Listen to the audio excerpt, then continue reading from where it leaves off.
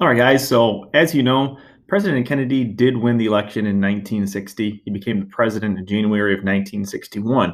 Today, what we're really going to focus on is two different arenas. The first arena we're going to look at is the domestic side, or things that he wanted to do here in the United States. And then on the other end of the spectrum, we're going to look at international policy and things that are happening around the world, especially during the Cold War.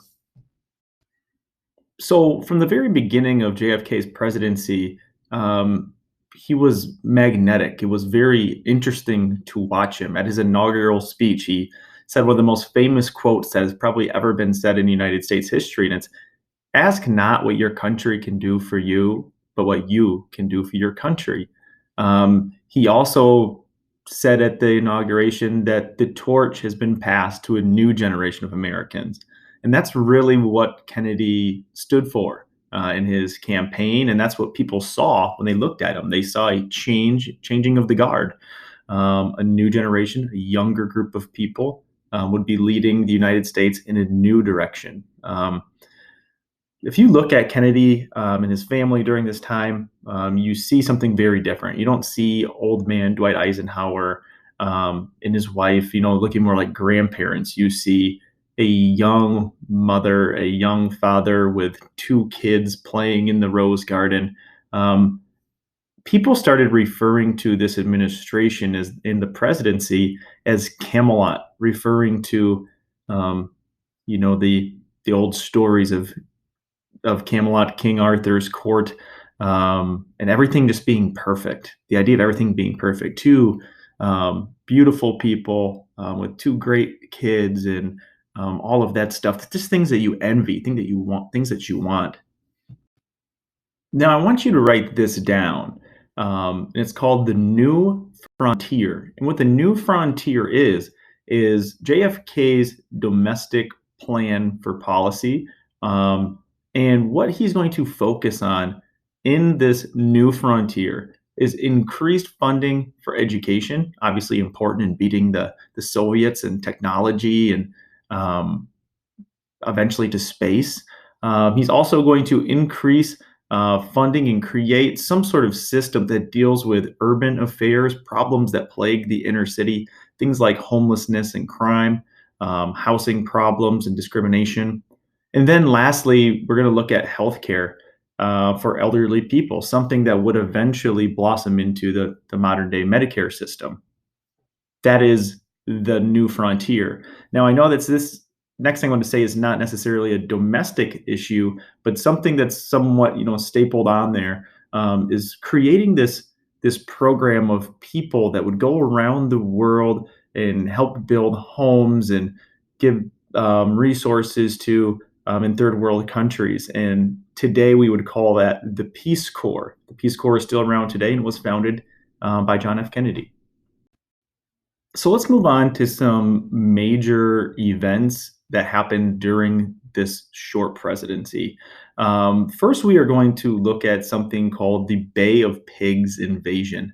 Okay, so in order to understand that, we have to kind of go backwards a little bit. First, we have to look at Cuba in the year 1959. It's ran by a U.S. ally, a guy by the last name of Batista.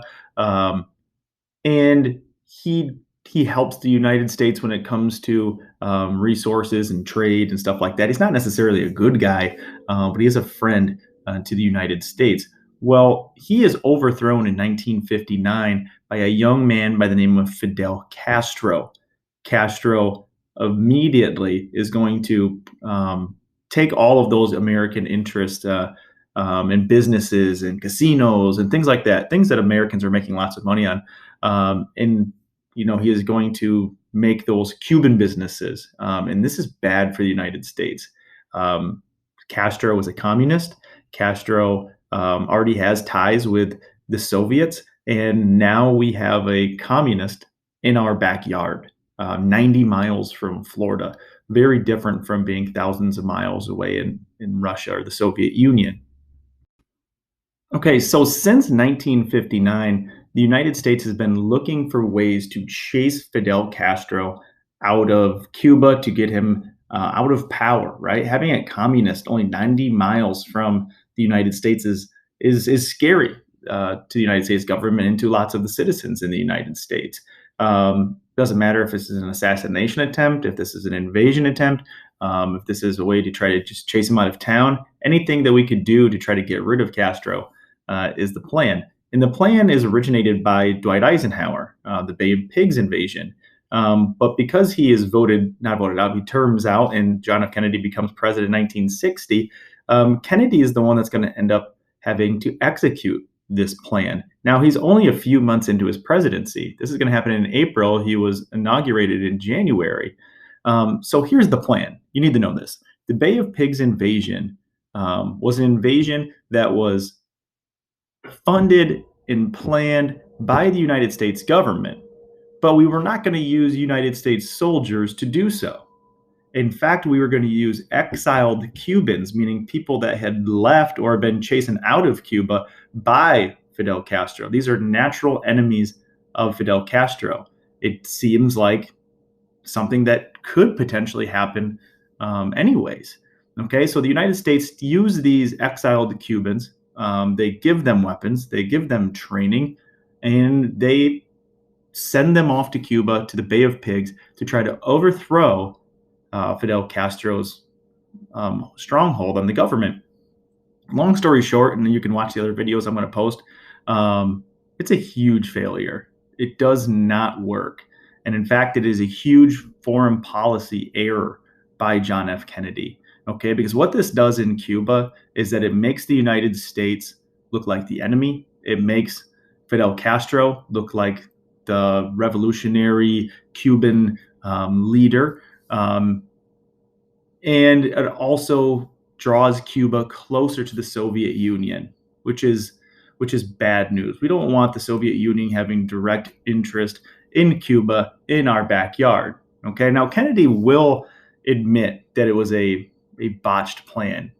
He steps up, he takes the blame for it, and believe it or not, actually, his approval rating actually goes up after this. I think most of it is because most people agree that having Fidel Castro in our backyard is not a good thing. Having a communist group in the Caribbean Sea, not something that we really want. But definitely the Bay of Pigs invasion was not necessarily the best way to go about it. Now, probably the thing that Kennedy goes down most for, remembered most for, besides his assassination, which we'll talk about next week, is the Cuban Missile Crisis. The Cuban Missile Crisis happened in 1962. Now, I'm not probably going to do it justice, but I'm going to attach several other videos to your Google assignment that I want you to watch. Okay, but this is a condensed version of it. In October of 1962, there is going to be a 13-day standoff between the United States and the Soviet Union about having missiles in Cuba. Okay, now let's take a step back and say, how did this happen? Well, after the failed Bay of Pigs invasion and the Soviets becoming closer with the Cubans, we are going to see the United States put missiles in Turkey, which is obviously closer to the Soviet Union, and kind of this whole idea of bipolarity. Khrushchev, the leader of the Soviet Union, is going to look to put missiles in Cuba to balance out the idea of the Americans putting missiles in Turkey. Now, later on, we're going to have the United States is going to have a spy plane go over Cuba, taking photographs, and they're going to come back with what it looked like missile sites. Okay, this is going to very much anger the United States government and John F. Kennedy. At first, you look at these pictures and say, well, how could you tell? And story goes that some of these photographs were taken, and as they were analyzing them, they saw soccer fields. Okay, and when they looked at it, they said, well, those are soccer fields. And some people said, oh, yeah, so what? Well, intelligence officer said, Cubans don't play soccer. At this point in time, Cubans played baseball. That was their national sport. So the idea of there being soccer fields there probably meant that Russians were there. Okay, now obviously there's going to be other pictures of missile sites and stuff that are going to be much more of a logical reason to think that they're putting missiles in Cuba. But upon seeing this, John F. Kennedy is going to have to make some very tough decisions about what we are going to do about this threat in Cuba. So, after Kennedy and the US learn of these missile sites in Cuba, they are faced with a difficult decision on how to deal with this. There's really three main ways that the United States government thought about attacking this issue. One, a land invasion of Cuba and overthrowing Fidel Castro. Storm the beaches like we've done in the past in other countries like World War II. That's one. The second one is an aerial attack where you're dropping bombs from the sky, not putting any boots on the ground. And the last option would be a naval blockade, okay, to have United States warships go all the way around the island to make sure that things could not be delivered or sent out from the island. Now, top military advisors, including Curtis LeMay, who was a bombing analyst in World War II, said that we got to go in there. We got to bomb them. We got to show them who is boss.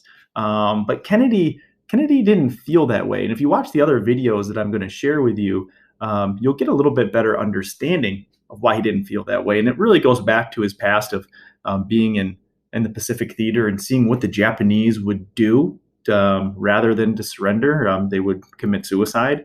And he thought, maybe these people aren't so different. Maybe just the threat of us using nuclear missiles won't stop them from doing as well. So he decides on the third option to create a blockade. Over the next almost 2 weeks, 13 days, you are going to see the United States and the Soviet Union look down the gun barrel of nuclear war.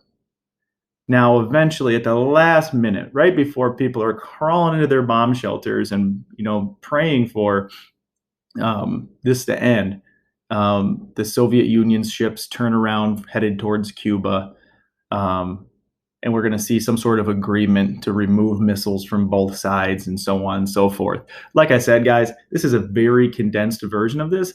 Please, please, please make sure you watch the 3 videos that I'm going to attach to your assignment. It is called the Armageddon Letters. There's one about Khrushchev, there's one about Kennedy, and there's one about Fidel Castro. Super interesting, super well done.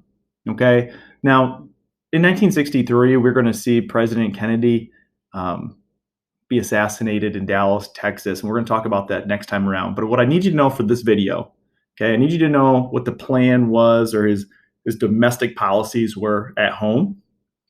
What did he bring to the table? Why was he different than the people before him?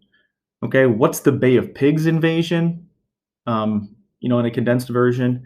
And what's the Cuban Missile Crisis in a condensed version? We are not done talking about President Kennedy and his relationship with the Civil Rights Movement and with Lyndon B. Johnson and his eventual demise, his assassination in Dallas, Texas. But we'll get that later. Okay, stay safe and make sure to answer the questions I attach to this and watch the other videos. I'll talk to you soon. Bye.